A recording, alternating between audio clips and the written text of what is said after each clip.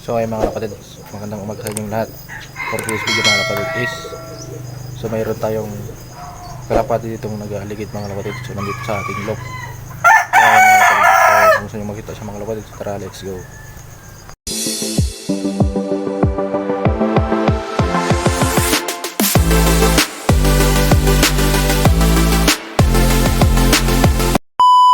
So ayan mga kapatid, 6:11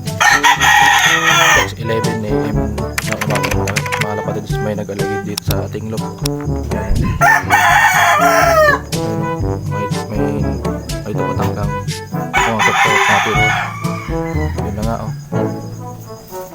yun, dumapo sa atin. Dumapo na sa atin ayun.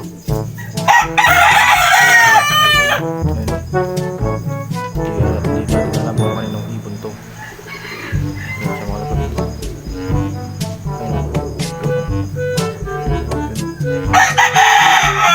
Sa ating trap.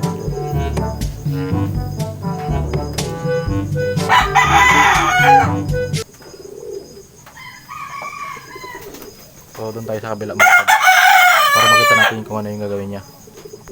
So ayan mga kapatid, ayun siya sa top door natin. Sana pumasok para makita natin kung ano yung ibon to mga kapatid. Ayun siya. So ayun siya, nasa ating trap door. Pasok na pasok. Pumasok ka. So ayun siya mga kapatid. Ayun siya.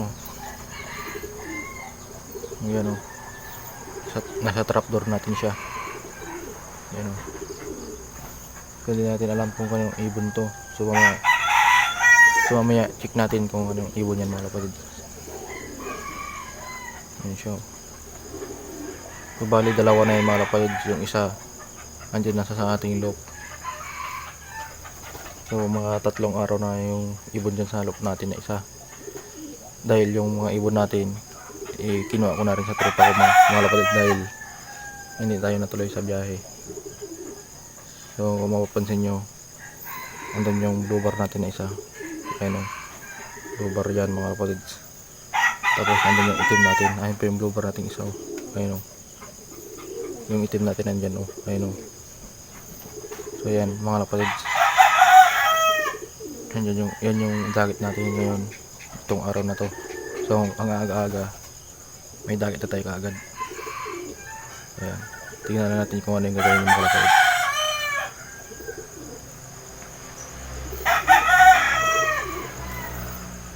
Ayan ayan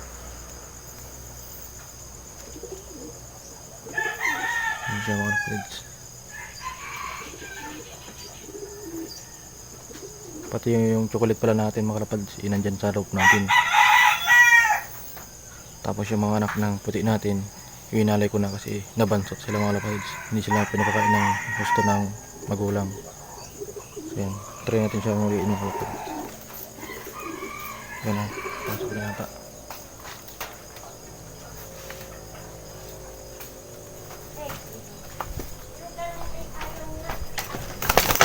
Ay, sayang.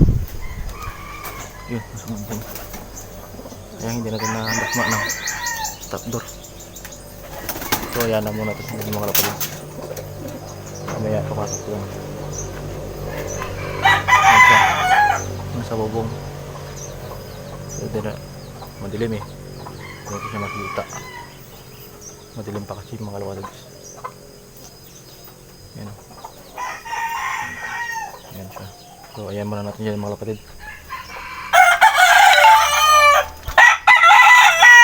So update ko na lang kayo mamaya mga kapatid pag nahuli ko na siya mga kapatid. So ayan, 6:15 AM na mga kapatid.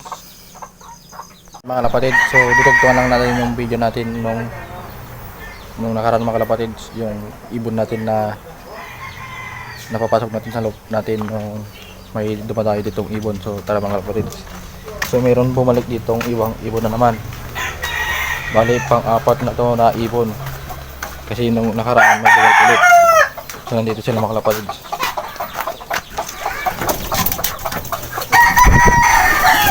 So nandito na tayo sa loob. Ito na yung mga ibon natin mga kapatid. Yan. So yung ibon natin ngayon, may itlog na naman yung puti natin.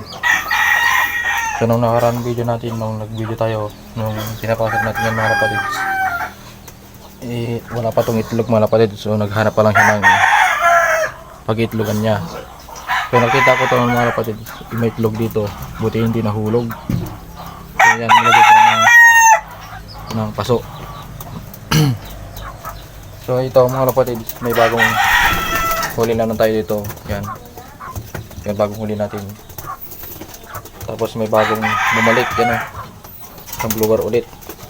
So ngayon, so ipapamigay na natin yung ibang ibon natin sa pinsan ko mga kapatids na taga Tayog, dahil bumisita sila dito sa ating lugar. So ngayon, ipapamigay natin yung dalawang ibon natin dito dahil gusto niya daw mag-alaga. So pamimigay na natin sa kanya mga kapatids. So nandun na mga kapatids, nakaready na yung paglalagyan natin sa na mamaya, dahil mamayang hapon pa sila kukunin. So i-ready ko lang sila kasi iba na yung magbubaksing nito mga kapatids, yung kapatid ko na mamaya dahil papasok tayo sa work. Mga kapatids, kunin ko muna yung ibon mga kapatids. So ngayon mga kapatids, so nilipat ko nandito sila sa puppet cage. So nandiyan na sila, bilang dalawa. So ito na yung paglalagyan mamaya. Yan, naka-ready na rin. Naka-ready na dyan mga kapatids. Yan. So yan yung ipapamigay natin mamaya sa pinsan natin mga kapatids. So yan muna. So ganito muna siguro yung video natin mga kapatids. So like and share and subscribe. Ingat.